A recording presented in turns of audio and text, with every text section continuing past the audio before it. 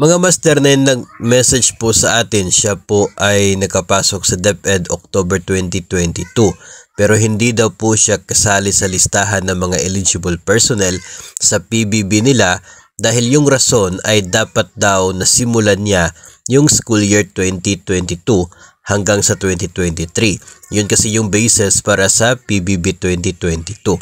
So titingnan po natin yung laman ng Memorandum Circular 2022-1 ng AO25, ito pong Task Force for the PBB. Ang sabi po dito mga master ay kahit po yung service mo ay minimum of 3 months para po sa isa pong particular na rating period na covered ng PBB.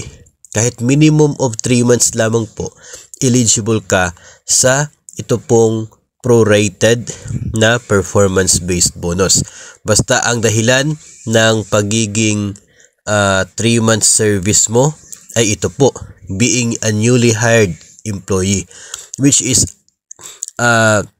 applicable sa sender po natin na na-hire ng October 2022.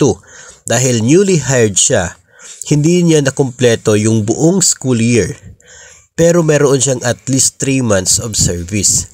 Ayon sa guidelines, Memorandum Circular 2022-1 ng PBB, eligible pa rin po. Dapat may matatanggap pa rin.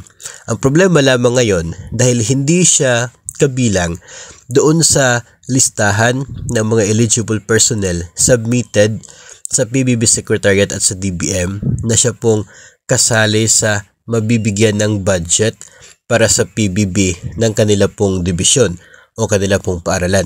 Yun po yung problema ngayon kasi yung darating na pundo for PBB sa kanila pong mga personnel ay kulang kung siya ay babayaran.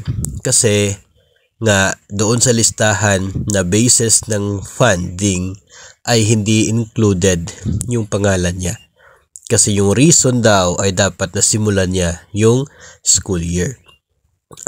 Siguro po ay baka pwede naman po yung masettle within po sa level po ninyo, no? Kasi kung titingnan po natin dito po sa guidelines, you are still eligible.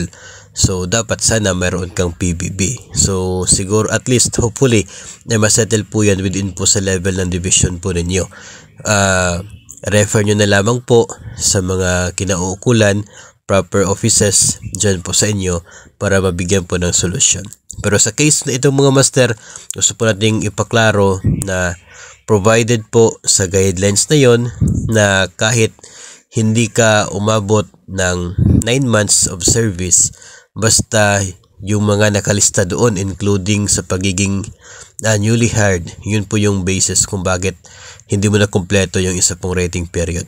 Kahit nga po 3 months lang, meron naman pong proportion na matatanggap. Kapag 9 months and up, then that's the time na buo ang PBB mo.